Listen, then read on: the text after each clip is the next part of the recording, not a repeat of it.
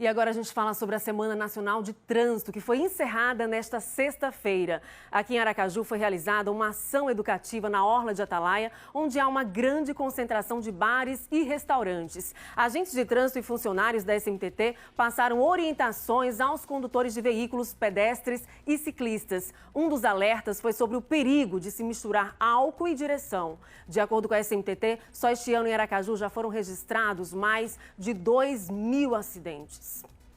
A gente continua falando sobre trânsito. Esta semana, a Câmara dos Deputados aprovou mudanças no Código de Trânsito Brasileiro. As novas regras entram em vigor 180 dias após publicação no Diário Oficial da União. Vamos saber quais são as principais alterações na lei, agora ao vivo via Skype com o advogado especialista em direito de trânsito, Pedro dos Santos Reis. Então vamos dar boa tarde para ele. Uma das principais mudanças é o rigor na punição para o motorista que provocar acidente embriagado. Boa tarde, Pedro. Bem-vindo ao Balanço Geral, edição de sábado. Como será essa punição? Boa tarde, Namir. Boa tarde a todos que nos acompanham. Então, as novas alterações que vão trazer o CTB depois de sancionadas pelo presidente, né? É bom lembrar isso.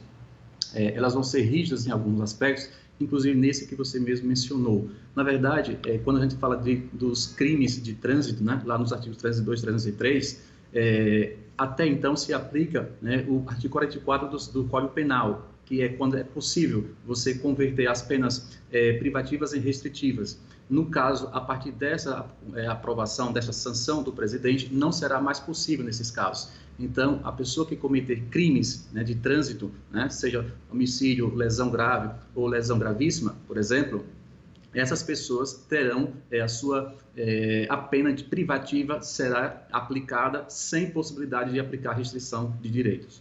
Uma outra mudança em relação à carteira de habilitação. Atualmente é preciso a renovação a cada 5 anos, mas haverá mudança para condutores com até 50 anos de idade? Perfeito, né? Agora, para a obtenção ou renovação da CNH, nós temos uma contabilidade diferente, ou seja, para os condutores de até 50 anos de idade, essa renovação ou obtenção será de 10 anos. Então, você pode renovar a cada 10 anos. Se é um condutor entre 50 e 70 anos, essa renovação ela será a cada 5 anos. E se forem condutores a partir de 70 anos, essa renovação se dará a cada 3 anos. Essa aqui é uma nova alteração que vai trazer o Código. Pedro, agora uma outra alteração em relação à suspensão do direito de dirigir, a forma como será computado os pontos. Como vai ser? Na verdade, quando nós falamos de suspensão do direito de dirigir, atualmente, né, nós temos duas formas, que é por pontuação e por infrações específicas, né? Nós chamamos de infrações autossuspensivas. Com a aprovação e sanção, se assim acontecer, deve acontecer, nós teremos também aqui uma mudança no sentido de natureza da infração. Como é que funciona?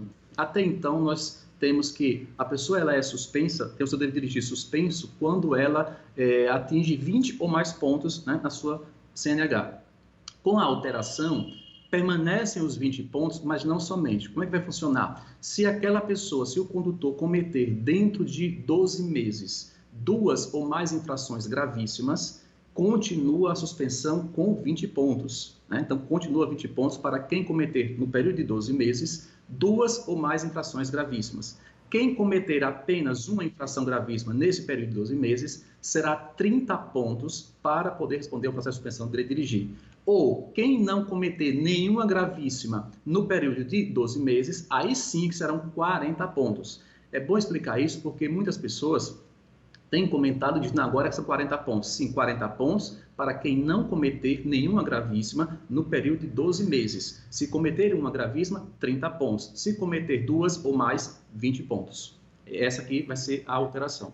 Entendi, Pedro. Pedro, tem muitos pais, mães, avós acompanhando o Balanço Geral aqui da TV Atalaia, especificamente no caso de circulação de crianças. Haverá também alteração, né? Sim, teremos uma alteração também. Por quê? Porque crianças com idade inferior a 10 anos e que ainda não atingiu 1,45 metros de altura, isso aqui é uma inovação, né? Então, essas crianças devem ser conduzidas no banco traseiro dos veículos, né? De acordo com as normativas que o CONTRAN estabelece. Então, agora eu tenho esse critério aqui, crianças que tenham abaixo de 10 anos e que não tenham atingido ainda 1,45 metros de altura. Consequentemente, a gente percebe muito isso comum, inclusive no interior, isso é mais comum, crianças serem portadas em motocicletas, por exemplo, né?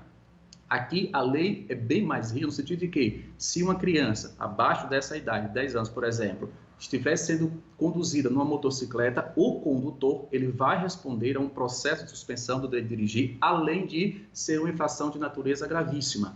Então, a lei vem punir esses condutores que têm condutas, né, que não são adequadas. Entendi. Vai ter também uma novidade relacionada ao licenciamento de veículos. Conta pra gente que novidade é essa. O licenciamento de veículos, nós sabemos, ele é anual, né?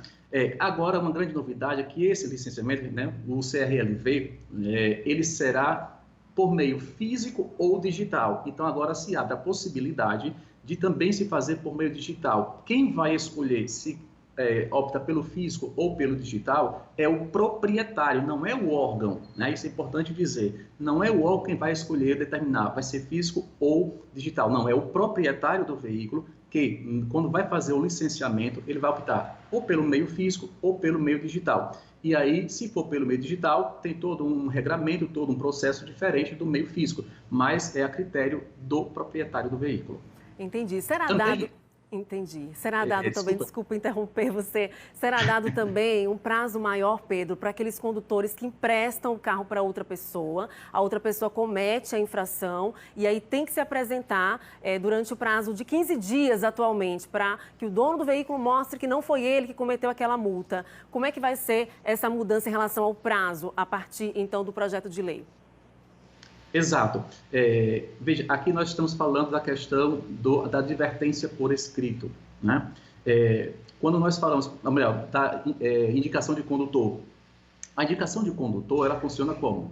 Então, o proprietário recebe em casa a notificação de autuação, que é uma notificação de que houve o cometimento de uma infração. Então, você empresta o seu veículo para alguém, aquela pessoa que está conduzindo comete uma infração, então você, proprietário, recebe em casa a notificação, você tem ali o prazo, pela lei atual, de 15 dias do recebimento dessa notificação para dizer ao órgão que autuou, olha, órgão, não fui eu que estava dirigindo, foi fulano de tal. Então, comunica ao órgão e aí a pessoa vai responder por aquela infração.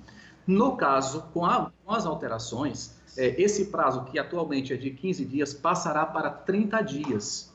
Então, o prazo agora, depois de entrar em vigor, será de 30 dias para indicar o condutor e não apenas de 15 dias como é atualmente.